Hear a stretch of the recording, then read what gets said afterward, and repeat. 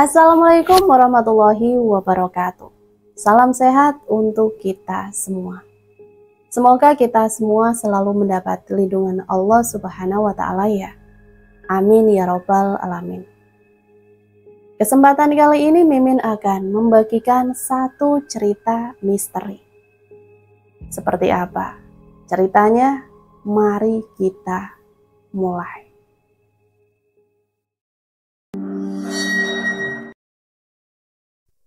Aku Vita, aku akan melaksanakan KKN. Karena kami kelompok 1, desa yang kami tempati merupakan desa paling ujung. Aku beranggotakan 15 orang, 7 perempuan dan 8 laki-laki. Yang perempuan, aku Vita, Wati, Lala, Sia, Tina, Saski, dan Nira.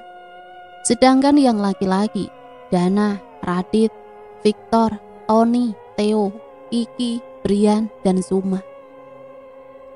Setelah melakukan pertemuan dengan dospen, kami juga melakukan pertemuan kembali tanpa dospen.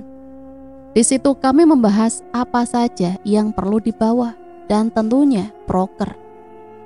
Selesai kami mengelis semua yang akan kami bawa dan kami butuhkan. Juga mengurus proker apa yang cocok kami kerjakan. Kami kembali ke rumah masing-masing, ke kos. Aku segera membersihkan diri dan beristirahat. Masih ada waktu 1 minggu sebelum kami berangkat ke desa tempat kami KKN. Aku merasa senang sekaligus deg-degan. Aku takut tidak bisa menyesuaikan diri di desa orang. Takut melakukan kesalahan yang mungkin melanggar adat istiadat warga setempat. Akhirnya aku pun tidur setelah overthinking. Keesokan paginya, entah ada angin apa, kakak kandung dari ayahku memanggilku ke rumahnya. Tentu saja aku segera bersiap-siap dan menuju ke rumah papa tuaku. Aku terbiasa memanggilnya seperti itu. Bagi yang bertanya-tanya kenapa aku tidak tinggal di tempat papa tuaku aja, aku tidak bisa belajar di situasi ramai. Anak papa tuaku ada 5 atau 6 orang.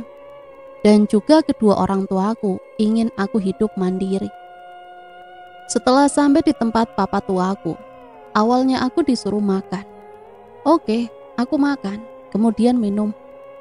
Tak lama kemudian kami berbincang santai. Tiba-tiba papa tuaku nyeletuk. Bentar lagi kamu berangkat KKN kan? Aku cuma menganggukkan kepala, begitu pula papa tuaku. Ingat pesan papa tua baik-baik. Kamu kalau datang ke tempat baru, jaga sikap dan berlaku sopan santun, jangan gegabah. Aku cukup terkejut sebenarnya. Ada apa gerangan papa tuaku ini repot-repot, menyuruhku datang dan menasehati aku. Tapi aku tahu pasti, papa tuaku memiliki niat baik. Aku segera menjawab, iya papa tua. Aku pikir hanya sampai di situ saja. Ternyata masih ada yang disampaikan oleh papa tuaku. Kamu sebagai pendatang, apabila diberi makan, paling tidak jangan dihabiskan semua makanan dalam piringmu itu. Sisakan paling sedikit 1 atau 2 butir nasi. Aku heran dan bertanya, emang kenapa papa tua? Kita tidak tahu apa yang akan terjadi. Kita hanya perlu berjaga-jaga. Kita juga tidak menuduh mereka atau apapun itu. Takutnya terjadi hal yang tidak diinginkan. Aku hanya manggut-manggut mendengarkannya. Kalau minum juga jangan sampai habis. Kalau di atas airnya ada seperti minyak-minyak, jangan diminum. Biasakan baca doa dalam hati sebelum makan atau minum. Lagi, aku hanya manut dengan apa yang dikatakan papa tuaku. Setelah itu kami hanya berbincang-bincang santai. Setelah aku merasa cukup, aku izin pulang dan segera pergi kemudian beristirahat. Tak terasa hari berganti dengan cepat. Sisa 1 hari lagi kami akan berangkat KKN. Aku sudah menyiapkan keperluanku untuk di sana. Kami KKN selama 2 bulan. Menurutku cukup lama. Ponselku bergetar, menandakan ada telepon masuk. Ternyata orang tuaku menelpon. Segera saja aku angkat. Halo, Pak. Halo, Nak. Kamu di mana? Di kos saja, Pak. Ada apa? Oh, Papa kira kamu lagi di tempat Papa tua. Enggak, Pak. Kemarin-kemarin kan aku udah ke sana. Masa ke sana terus? Iya, besok kamu berangkat ya, Nak? Iya, Pak. Mohon doanya ya, Pak. Biar aku sampai di sana dengan selamat dan bisa menjalankan tugas KKN dengan baik. Iya, Nak. Mama sama Papa pasti mendoakanmu. Kami terus teleponan dan ternyata Papa juga menasehatiku sama dengan nasihat Papa tua. Tapi ada satu nasihat yang membuatku sedikit merinding. Nak, iya, Pak. Pesan Papa, kalau ada yang nanya, kamu bawa sangu kah? Jawab aja, enggak, Pak, atau Bu, atau Dek, atau Kak. Saya enggak bawa apa-apa. Aku tentu keheranan. Emang kenapa, Pak? Sangu dalam artian ini bukan bawa bekal atau apapun itu, tapi ilmu. Ilmu? Maksud Papa kayak pelindung gitu? Iya, kurang lebih gitu. Kalau kita jawab iya bawa sangu, apa yang terjadi, Pak? Kamu akan diganggu, akan dikirimi ilmu untuk mencobai kamu. Aku kaget, mengerikan sekali ternyata. Iya, Pak, terima kasih atas pesan dan nasihatnya. Iya, sama-sama. Akhirnya telepon pun berakhir. Masih terngiang-ngiang di benakku. Nasihat dan pesan dari orang tuaku, juga papa tuaku. Aku segera beristirahat agar maksimal dalam perjalanan besok. Hari ini hari yang kami tunggu-tunggu. Aku segera bersiap-siap menunggu jemputan. Kebetulan aku dan sahabatku berangkat bersama. Kami berangkat menggunakan mobil milik keluarganya. Aku dan teman-teman kelompokku berpisah berangkatnya. Menunggu sekitar 15 menit, datanglah sahabatku. Yang nyetir keluarganya, entah itu abangnya atau siapa. Bertegur sapa sebentar dan aku segera memasukkan barang-barangku ke dalam mobil. Kami singgah sebentar ke Indomaret untuk beli snack dan juga minuman. Tentu saja, 8 jam bukan perjalanan yang sebentar. Dalam perjalanan kami bercanda ria, bersenda gurau. Kami lakukan agar perjalanan tidak membosankan. Pantat seperti mati rasa. Akhirnya kami memutuskan untuk beristirahat sejenak. Tak terasa kami hampir tiba di tujuan. Rasa gugup dan tegang menjalari tubuhku. Sahabatku tahu, dia segera menggenggam tanganku dan mengatakan semua akan baik-baik saja. Kepala desa sempat menelpon dan bertanya, aku ada di mana? Kukatakan bahwa aku hampir sampai. Desa ini memiliki jalan yang panjang, dikelilingi pohon-pohon besar di sekitarnya. Kalau siang atau sore masih oke lah. Kalau malam, aku belum bisa membayangkannya. Aku segera turun di depan balai desa. Kedatanganku disambut hangat oleh ibu kades dan aparat desa lainnya. Ternyata aku orang pertama yang sampai di desa. Menyusul teman-temanku dan dospenku. Sahabatku sudah pergi menuju desanya sendiri. Disinilah cerita dimulai. Hari pertama kami di desa baik-baik saja. Kami melihat-lihat tempat yang cocok untuk jadi posko KKN kami dan juga untuk kami tinggali. Pilihan posko KKN jatuh di balai desa, sekaligus tempat tinggal teman laki-laki kami. Sedangkan kami memilih tinggal di Polindes. Hari-hari berlalu, tak ada keanehan. Hingga tiba di malam itu, seperti malam-malam biasa, kami makan bersama di Polindes. Memang sudah ditetapkan kalau masak dan makan di tempat tinggal kami di Polindes. Tempat tinggal kami dipisah agar tidak terjadi hal-hal yang tidak diinginkan. Lebih baik mencegah, kata Bu Kades. Malam itu kami makan. Selesai makan ada jadwal untuk mencuci piring dan bersih-bersih setelah makan. Aku heran saat melihat salah satu teman KKN kami sedang mengambil beras dan kunyit dilemparkan di wadah seperti mangkok. Awalnya tak kuhiraukan.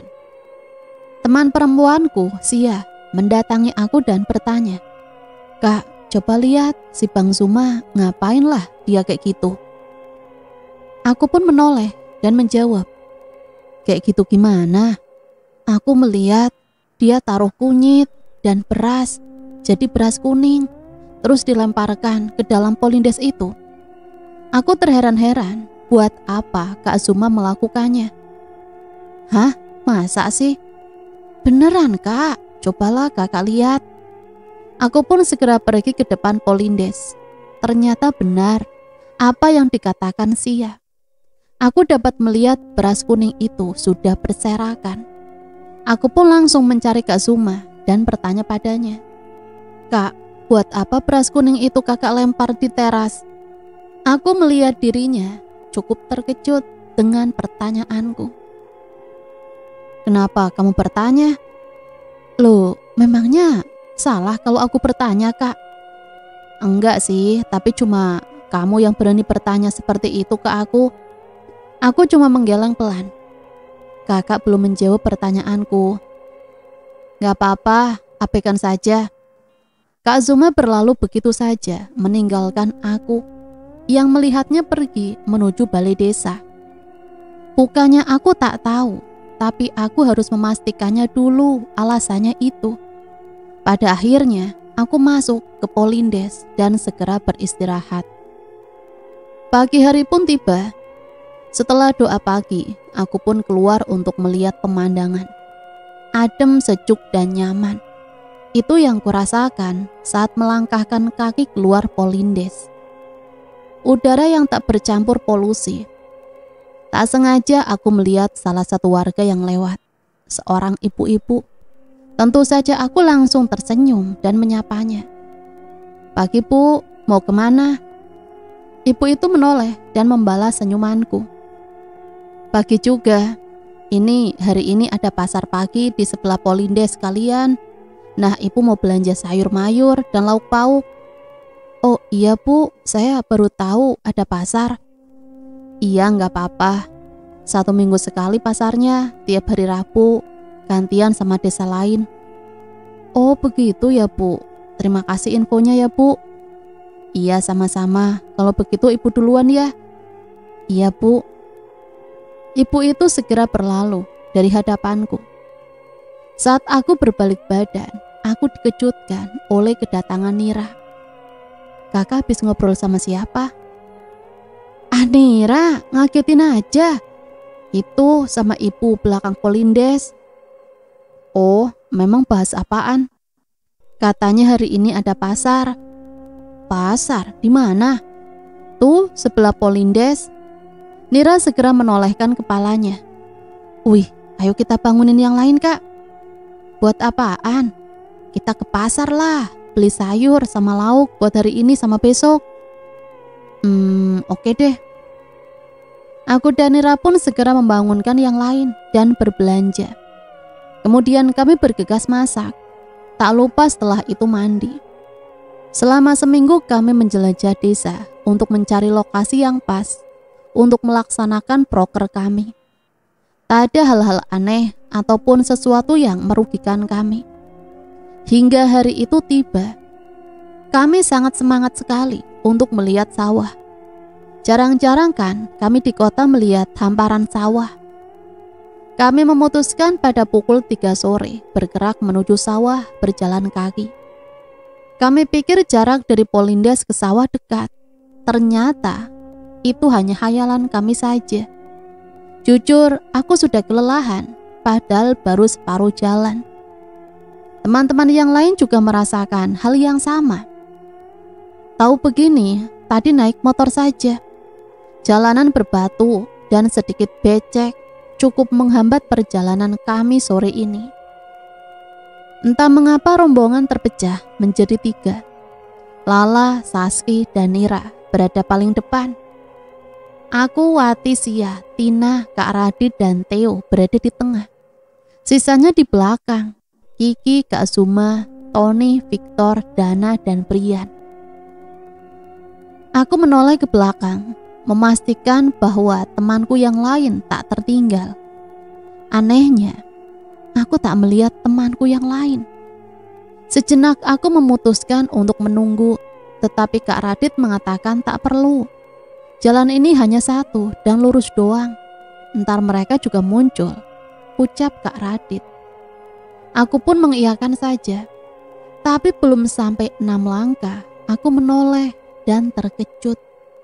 Temanku yang lain berada hanya sekitar 10 langkah di belakangku. Aku berusaha menetralkan wajahku. Kami pun mempercepat perjalanan kami. Sekitar 25 menitan kami sampai. Hal itu terbayar dengan hamparan sawah yang indah. Kami pun bersorak gembira dan memulai sesi foto buat kenang-kenangan katanya. Tak terasa hari mulai gelap. Kami pun memutuskan untuk pulang. Di perjalanan, aku merasakan sesuatu mengintai. Aku pun melihat sekeliling, tapi tak ada satupun hal aneh. Sepertinya Kak Zuma mengetahui kegelisahanku. Kenapa Mbak Vita? Aku hanya menggeleng dan tersenyum. Abaikan saja, dia hanya penasaran. Aku terkejut. Dia? Siapa maksud Kak Zuma? Tak butuh berapa lama, aku mengerti. Aku memutuskan melanjutkan perjalanan. Sumpah, hari ini benar-benar gelap. Kuliah jam masih menunjukkan pukul 4:30. Apa memang di desa begini ya? Tapi ya sudahlah, aku tak memikirkan hal lain. Lagi dan lagi, aku pun pura-pura tak melihat. Ku percepat jalanku menuju rombongan Nira. Akhirnya kami sampai di Polindes dan para laki-laki menuju balai desa. Aku mandi duluan ya teman-teman. Aku berucap dan yang lain menyetujui. Setelah bersih-bersih, aku bergegas membantu yang lain untuk masak. Sial, kepalaku pusing dan mataku berkunang-kunang. Aku pun menghentikan aktivitas sementara. Kak Vita, kenapa? Tanya Saski. Aku hanya mengatakan bahwa kepalaku terasa pusing. Ya udah Kak, istirahat aja. Banyak kok yang bakal bantu masak. Aku pun menuruti perkataan Nira. Segera aku masuk ke kamar dan istirahat. Bukannya hilang, sakit kepalaku masih bertambah. Aku tahu ada yang tidak beres. Aku mendengar teman laki-lakiku datang. Setelah itu aku disuruh makan. Aku ingin sekali bergabung, tapi tak sanggup karena pusing yang mendera kepalaku. Aku hanya bisa berbaring dan menutup mata. Saat aku membuka mata, aku terkejut karena wajah Kak Radit yang cukup dekat dan matanya yang menatapku. Aku pun segera bangun. Kenapa Kak? Udah selesai makan, kok kesini? Tanya aku. Cukup heran sih, karena posisinya aku ada di kamar tidur. Untung saja kamar tidur kami bersih dan tidak aneh-aneh. Katanya kamu sakit. Masih sakit? Masih Kak. Ayo makan. Enggak selera Kak, besok aja deh aku makan. Aku pikir Kak Radit menuruti perkataanku karena aku melihatnya keluar dari kamar. Ternyata aku salah. Kak Radit masuk ke kamar dan membawa makanan. Nih, ayo makan. Aku benar-benar gak selera Kak. Kak Radit terus memaksa, sampai akhirnya aku mengalah. Belum sampai tanganku menyentuh piring, Kak Radit berucap, biar aku suapin. Tentu saja aku menolak. Aku tak terbiasa dengan laki-laki. Tapi Kak Radit malah memperlakukanku seperti ini. Tapi lagi-lagi aku kalah berdebat dengannya dan berakhir aku disuapinya. Setelah makan ternyata mereka melakukan rapat tanpa aku. Tina datang dan menempelkan tangannya di dahiku. Waduh Kak, panas banget loh ini. Aku tersenyum dan bilang tidak apa-apa. Beruntungnya Tina percaya walau wajahnya mengatakan tidak. Aku ditinggal sendirian di kamar tidur di Polindes. Karena rapat mereka pindah ke balai desa. Keheningan menemaniku. Kondisiku saat ini adalah memakai selimut menutupi tubuhku, menyisakan kepala saja. Bagian mata kututup menggunakan kain. Benar-benar sunyi sekali. Bahkan hembusan nafasku pun terdengar. Tak sadar hari ini sudah pagi. Aku menatap teman-temanku. Mereka masih tertidur pulas. Aku merasakan tubuhku sudah baikan. Bergegas aku mandi. Saski menatapku. Kakak udah mandi aja, kan lagi sakit kak. Nggak bisa, mau sakit atau enggak, aku selalu mandi. Saski hanya menggelengkan kepala dan mandi juga. Tak berapa lama dering ponsel mengalihkan perhatianku. Orang tuaku menelpon dan segera aku angkat. Halo Pak. Halo. Gimana di sana?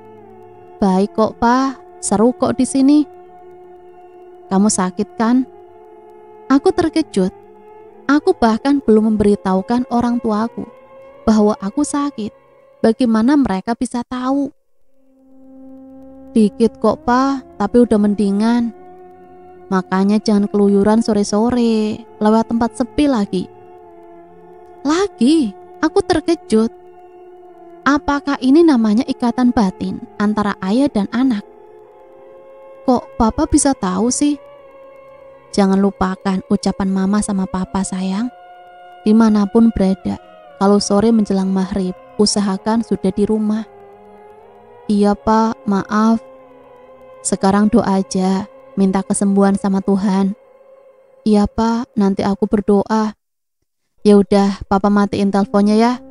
Ingat, di mana bumi dipijak, di situ langit dijunjung. Aku terdiam, mencerna ucapan orang tuaku. Sambil pusing, aku segera berdoa sesuai agamaku. Hari ini kami berkumpul di balai desa untuk mengikuti workshop yang diadakan oleh suatu lembaga pemerintahan. Selesai kegiatan itu, kami membantu aparat desa memasak. Sebagian makanan diberikan kepada kami. Untuk menghemat uang kas kalian, ucap Bukades saat itu. Kami tentu dengan senang hati menerimanya. Kami pun beristirahat. Pukul 2 siang, kami melakukan gotong royong di area perkebunan. Selesai itu kembali ke tempat masing-masing membersihkan diri. Menyiapkan makan malam dan makan bersama. Giliran aku lagi yang dapat jatah cuci piring. Di tempat cuci piring disediakan sapu dan gagangnya. Sudah patah. Digunakan untuk menyapu sisa nasi yang lengket pada tempat cuci piring. Tempat cucinya itu lesehan. Keadaannya saat itu aku benar-benar sendirian di dapur. Keasikan nyuci sampai sisa satu piring yang belum dibilas. Saat asik-asik ngebilas, tiba-tiba sapunya bergerak sendiri. Aku kaget karena memang posisinya sangat dekat dengan sapunya. Aku cepat-cepat membilas piring itu, menaruhnya di rak dan berlari ke ruang makan. Saski, Sia, Nira, Wati, dan Tina terkejut melihatku yang berlari. Aku menetralkan detak jantungku. Loh, kakak kenapa kak? Sapunya gerak sendiri. Sapu yang mana kak? Yang di cucian piring itu. Hah? Yang bener kak? Beneran, coba lihat aja ke belakang. Akhirnya kami berenam melihat ke belakang. Sapu tadi masih bergerak, tapi pelan. Mereka kaget. Saski mencoba mendekat dengan hati-hati dan memegang sapu itu. Dan akhirnya sapu itu berhenti bergerak. Aku pun langsung mendekati Saski dan membolak-balik sapu itu. Tak ada hewan ataupun sesuatu yang aneh. Mengapa sapu itu bisa bergerak sendiri? Karena air. Padahal jelas-jelas sapu itu berdiri. Secara tiba-tiba jatuh dan berjungkat-jungkat dengan brutal. Seakan ada yang memainkannya. Kami segera pergi dari dapur dan menenangkan diri. Ceritaku menyebar ke teman-teman yang lain. Jujur aku takut dikira caper, padahal itu memang terjadi. Aku tak tahu apa yang harus aku lakukan. Bahkan ada beberapa warga desa yang tahu. Mereka malah mengatakan bahwa mungkin mereka ingin bersaparia.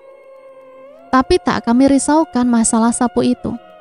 Yang sebenarnya cukup peka dengan hal-hal seperti itu adalah aku, Lala, dan Kak Zuma.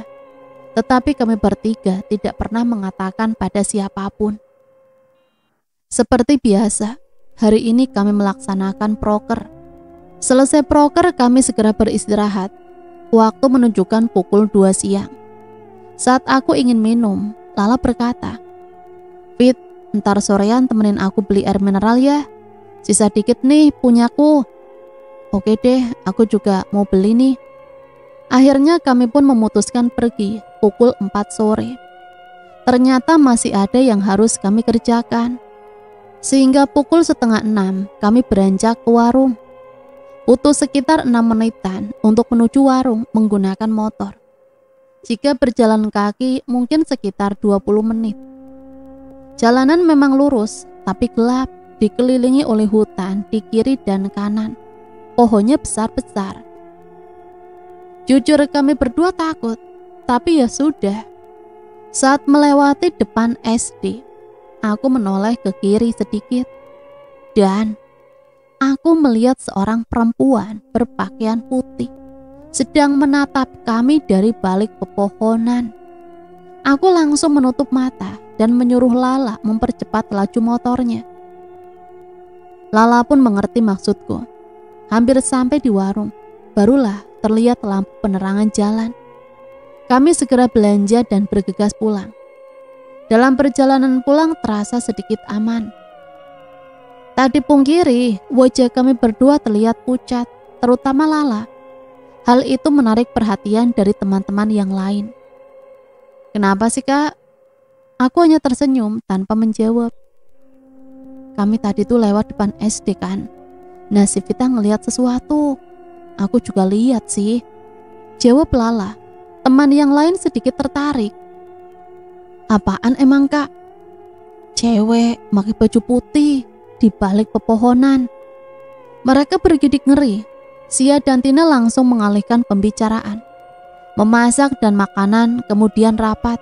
Itulah yang kami lakukan setiap hari. Setiap malam, kemudian kami bergegas tidur. Posisi tidur dekat pintu ada aku, di sebelahku Lala. Kemudian di pojok dari kanan ada Tina, Sia, Wati, Nira, dan Saski. Malam itu Nira terbangun dan ingin pergi ke toilet. Padahal jarak dari kamar tidur kami cuma 5 langkah. Tapi entah mengapa Nira membangunkanku. Aku tipe yang tidur kalau dibangunkan cepat bangun. Segera aku bangun dan menemaninya. Nira bilang, "Toilet kita sedikit mengerikan ya, Kak." "Mengerikan gimana?" "Tuh atapnya bolong." "Hush, udah sana cepet pipis." Nira menganggukkan kepala dan bergegas buang air kecil. Akhirnya Nira keluar dari toilet. Kami pun masuk ke kamar tidur dan tidur kembali. Pagi kembali datang. Kami melanjutkan kegiatan kami sehari-hari seperti biasa. Hari ini kami membersihkan balai desa dan mengecat bangunan yang mulai pudar. Tak terasa waktu mulai sore, kami bergegas membersihkan diri. Entah mengapa, aku merasa tidak nyaman. Kebetulan hari ini kami tidak melaksanakan rapat, jadi langsung aja kami bermain. Entah ngobrol, makan cemilan, atau apapun itu. Sekarang kami ingin tidur, tapi tiba-tiba aku kembali membuka mata. Kulihat teman yang lain tidak mendengar apa yang kudengar. Aku menghiraukannya, tapi kembali terdengar sesuatu. Lagi-lagi suara itu terdengar. Aku segera duduk menyesuaikan mataku dengan sekeliling. Ya, suara itu berasal dari arah jendela. Tepat di depanku, di atas kepala Wati dan Sia. Sepertinya suara yang kedua ini bukan hanya aku yang mendengar, tapi Lala, Saski, dan juga Sia. Korden tiba-tiba bergerak, seolah ingin menampakkan sesuatu di luar sana. Kami saling bertatapan. "Buka aja," kataku pada Sia dan Wati. Mereka sebenarnya tidak mau, tapi Wati segera menarik korden. Tak terlihat apa-apa. Hanya kegelapan saja yang ada di balik jendela. Sia menutup korden kembali dan menjepitnya menggunakan jepitan rambut. Kami melanjutkan tidur. Keesokan harinya, Lala memutuskan cerita kejadian malam tadi pada anak laki-laki. Kak Azuma bilang mungkin aja orang iseng. Tapi itu sekitar pukul 23 malam. Siapa yang mau iseng jam segitu? Warga desa saja jam 8 malam sudah tidur. Tapi ya sudah, kami berusaha positive thinking aja. Kegiatan hari ini kami akan membantu aparat desa mengelola web desa. Sebagian lagi ikut bapak-bapak menuju kandang ayam milik desa dan membersihkannya. Hari ini kebetulan malam minggu. Kami berencana akan pergi jalan-jalan ke kota sebelah. Tapi aku memutuskan tidak ikut karena aku dan sahabatku, Risa, ingin ke kota lain dan teman yang lain mengizinkan. Aku sudah bersiap-siap sedari tadi. Ternyata Kak Azuma tidak ikut jalan bareng yang lain karena sakit gigi dan demam. Sebenarnya kami ragu meninggalkannya sendiri, tapi Kak Azuma mengatakan tak apa-apa. Berpisahlah kami di persimpangan, temanku ke arah kiri dan aku ke arah kanan. Di sepanjang perjalanan aku dan Risa bercerita banyak hal. Butuh waktu sekitar 20 menit untuk sampai ke kota. Kami kebingungan akan singgah kemana dan berakhir kami mampir ke warung makan. Kamu mau pesan apa? Bakso aja deh, soalnya di desa nggak ada yang jual bakso. Risa segera memesan pesananku dan dirinya. Selagi menunggu pesanan datang, kami mengobrol. Gimana? Ngeri kan jalan desa KKN kami? Tanya aku. Ngeri banget tahu, kamu berani banget sih Fit. Iya harus berani, kalau nggak berani kita nggak bisa keluar gini. Terus kalau air minum habis gimana? Tadi aku dan Risa, setelah menjemput Risa pastinya, aku mengajaknya mengunjungi desa KKN kami. Sekaligus aku membawakan obat untuk Kak Zuma. Risa ini sahabatku. Risa tahu tempat KKN-ku karena pertama kesini aku juga nebeng mobilnya dia. Pesanan kami datang, terjedalah obrolan kami. Baksonya lumayan enak. Setelah makan kami memutuskan untuk pulang. Gila, jalanan sepi. Jarak antar rumah warga juga cukup jauh. Jalanan yang sedikit kecil dan curam serta gelap memacu adrenalin kami. Di dekat bundaran banyak sekali pemuda-pemuda. Aku memutuskan untuk ngebut, takut kami dikejar. Waspada, tak apa bukan? Aku singgah di posko KKN Risa. Teman sekelompoknya baik-baik semua. Mereka menerima kedatanganku dengan senang hati. Karena aku kebelet pipis, aku meminta Risa menunjukkan letak toiletnya. Risa menemaniku.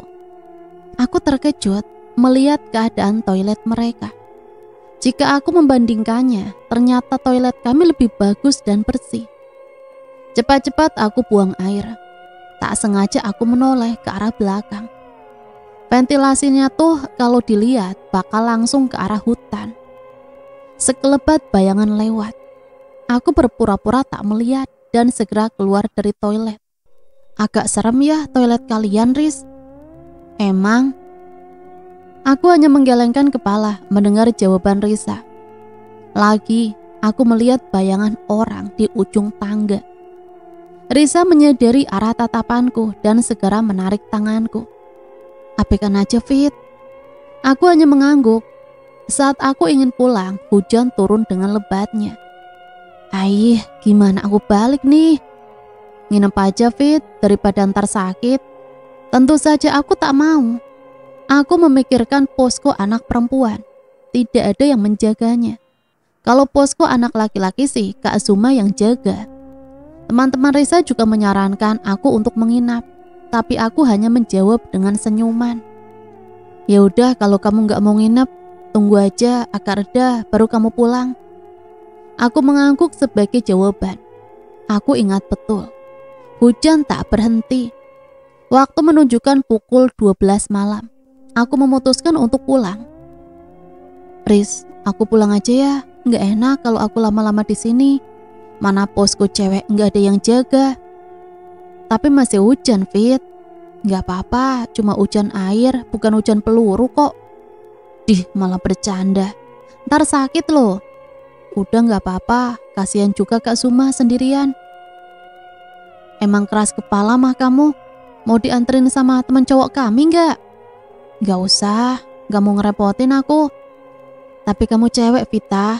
Lagian jalan ke desamu itu sepi dan gelap. Ditambah kondisi hujan lagi. Aku bukan cewek penakut, Riz. Udah, kamu tenang aja. Ntar aku kabarin kalau aku udah sampai. Risa mengalah dan membiarkanku pergi. Sebenarnya aku sudah menghubungi teman lain di kota, tapi ternyata di sana juga hujan lebat. Jarak antara kota dan desa kami juga jauh. Untuk itulah aku memutuskan pulang. Sejujurnya aku sedikit takut, tapi ketakutanku terkalahkan dengan keinginanku untuk pulang.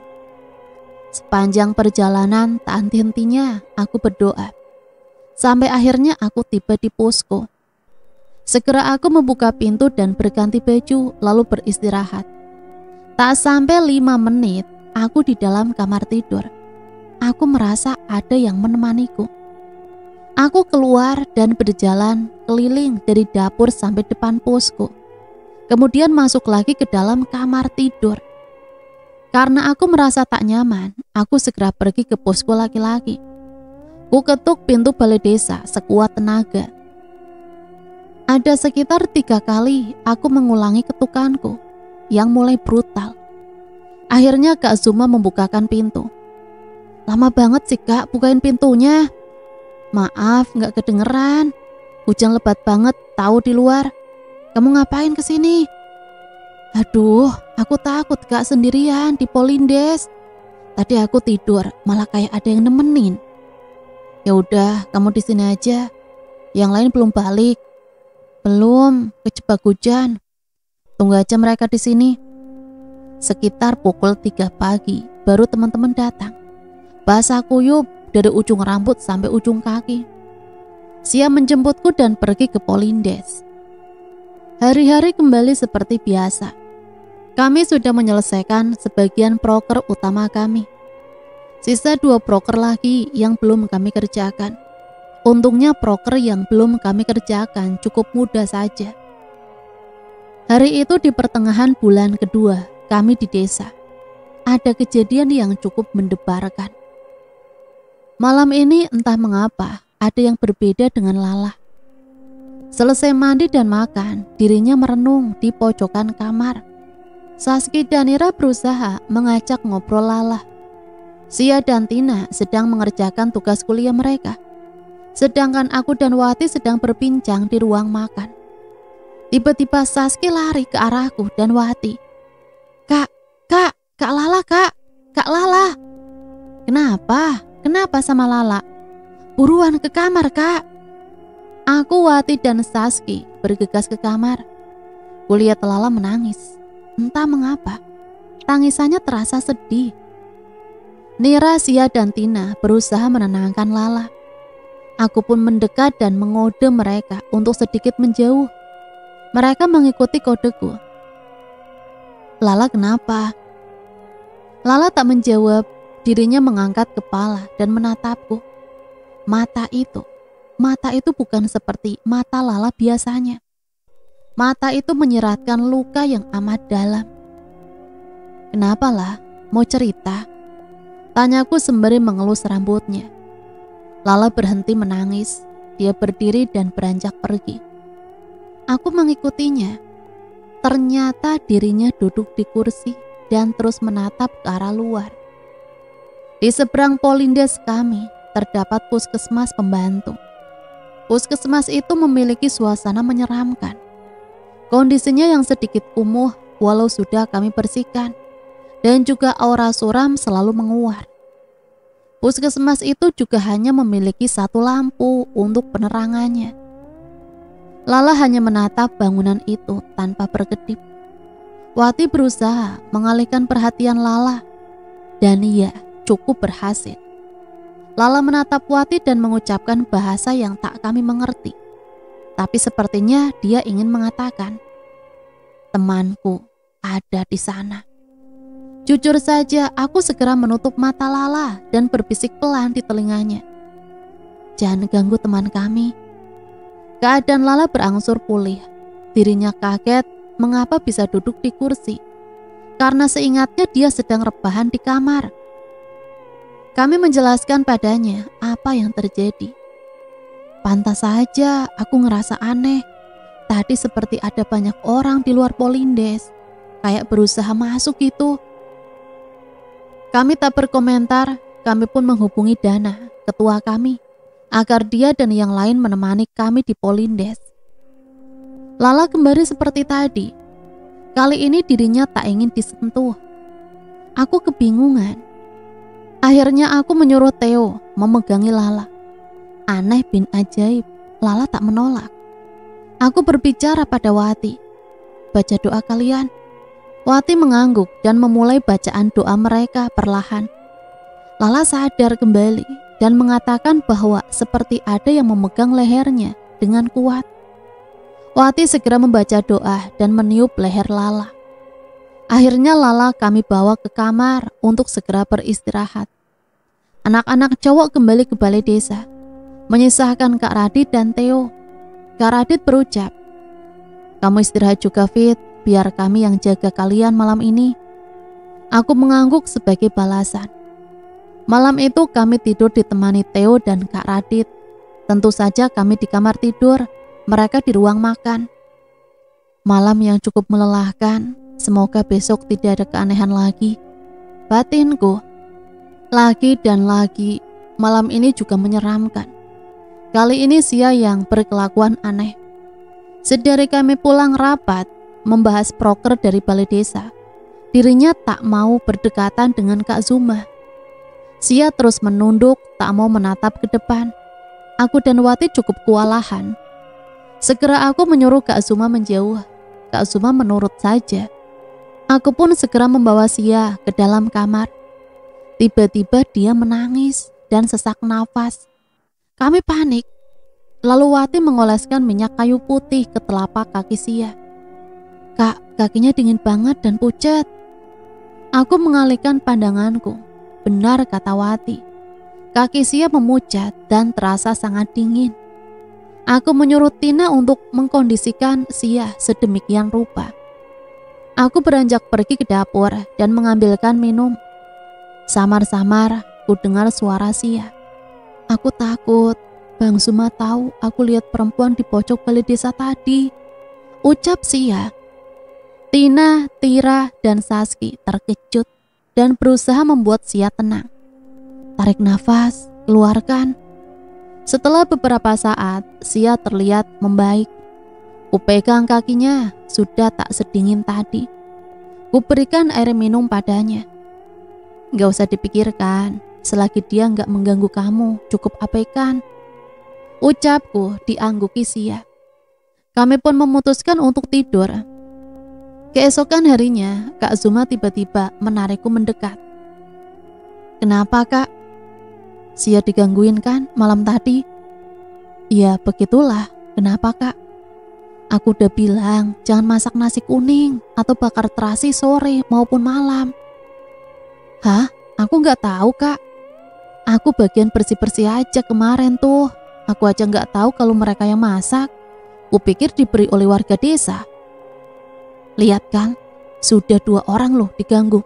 Kamu mau yang lain kena juga? Apaan sih Kak? Ya jelas gak mau lah. Makanya bilangin sama mereka, nurut gitu loh. Aku hanya mendengus kesal. Kak Zuma pergi dari hadapanku. Aku bersiap-siap untuk pergi ke sekolah, membantu para guru mengajar. Pelajaran berlangsung baik dan aman terkendali. Sisa 1 proker yang belum terselesaikan. Sembari menunggu, aku membuat laporan KKN kami. Saat aku sedang asik di depan laptop, aku dikejutkan dengan kehadiran Kak Radit. Kak Radit, yang lain mana? Mereka masih di SD, beli cemilan di kantin. Kenapa nggak bareng mereka Kak? Kakak nggak mau beli cemilan juga? Enggak ah, kasihan sama kamu. Kasihan sama aku. Iyalah, kamu kan sendirian. Jadi tadi aku langsung buru-buru ke sini. Aku hanya berohriah. Kami melanjutkan obrolan kami. Tak terasa hari mulai gelap. Aku memutuskan untuk bebersih diri. Saat itu aku ingin pergi ke toilet duluan, baru ke kamar mandi. Jadi kami di Polindes tuh ada satu toilet khusus BAB dan satu kamar mandi khusus mandi. Nah, aku kan udah pernah bilang kalau ada bolongan di toilet. Jadi pas aku udah selesai pipis, entah kenapa mataku pengen lihat ke atas, ke arah bolongan itu. Di sini aku udah pakai celana ya. Aku kaget, jelas banget ada mata berwarna merah sedang menatapku dan langsung menghilang. Aku segera membuka pintu dan keluar. Wati yang berada dekat pintu toilet sedikit terkejut karena perbuatanku.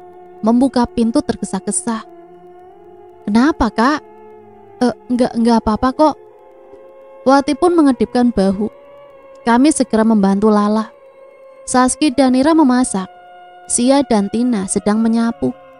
Lalu kami makan dan melaksanakan rapat. Aku berdebat sengit dengan Brian. Dirinya selalu memotong pembicaraanku. Aku kesal.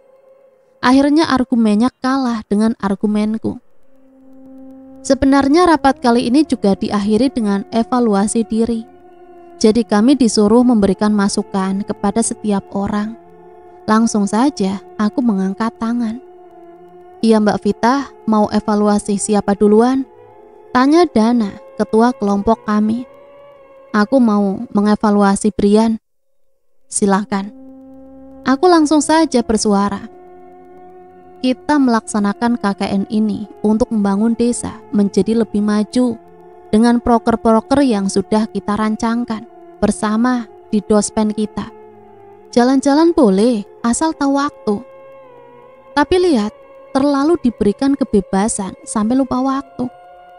Gak ada yang larang kalian buat pacaran kok. Tapi apa? Brian, kamu sampai bawa pacarmu ke desa ini malam-malam. Kamu pikir warga desa tidak tahu? Nama kampus kita yang jelek nanti. Tiap malam kamu keluyuran. Habis makan kamu ngilang. Saat aku tanya sama Tony dan Victor, mereka bilang kamu pergi ke desa sebelah karena pacarmu anak KKN desa sebelah. Hai, kamu juga melepas tanggung jawabmu. Tanggung jawab apa? Tanya Brian emosi. Kamu kan yang memimpin pengecatan ulang balik desa kan? Dan TK. Mana? Batang hidungmu pun tak pernah muncul. Kamu malah asik kelayapan. Malah kami yang perempuan ikut membantu mengecat semuanya. Teman-teman yang lain terdiam melihat kami berdua. Tapi mereka membenarkan ucapanku. Di mana kamu saat Lala dan Sia mengalami hal aneh? Kamu pergi, gak peduli dengan teman sekelompokmu sendiri. Dana sakit, Dana itu teman karibmu loh. Kamu bahkan gak ada waktu buat dia. Kamu ngapain? Ya jelas dong, jalan sama pacar. Brian terdiam dan menunduk tanpa kata. Akhirnya rapat selesai. Kami segera menuju Polindes. Nira dan Saski bilang mereka akan menggoreng kerupuk basah yang dibawa oleh Wati. Kami pun mengiyakan saja. Saat aku dan Sia ingin ke dapur, Saski dan Nira malah berlari ke arah kami sambil ketakutan. Kenapa? Kalian kenapa? Tanyaku panik, begitupun dengan Sia. Kak, temenin kami masak kak, kami takut. Iya, ayo aku temani. Tapi coba cerita dulu, kenapa kalian takut? Kami tadi ingat benar bahwa kami sudah mengunci pintu dapur yang mengarah keluar, Kak. Tapi pas kami lagi asik motong-motong bawang, pintunya malah kebuka dan tertutup sendiri. Jelas Nira ketakutan dan dibenarkan oleh Saski. Iya Kak, padahal gak ada angin sama sekali loh. Sia langsung merapatkan diri ke arahku. Aku hanya menganggukkan kepala mendengar cerita mereka. Udah tenang, sekarang kalian masak aja, kami berdua temanin.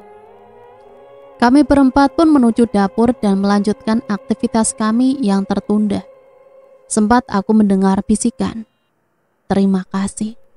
Aku tak tahu apa maksudnya, tapi aku menjawab dalam hati. Hari-hari berlalu begitu cepat, tak terasa tersisa 4 hari kami di desa. Kami memutuskan untuk jalan-jalan. Seperti malam minggu kapan hari. Lagi, aku mengajak Risa dan tak ikut dengan teman-temanku yang lain. Malam itu kami berencana pergi ke kota. Dinginnya malam menemani kami sepanjang perjalanan. Kami mencari tempat makan dan membeli parfum. Setelah itu kami pulang. Di suatu jembatan, terlihat sebuah boneka sawahan. Awalnya kami biasa saja. Kami melewatinya tanpa takut. Tiba-tiba, kepala boneka itu bergerak.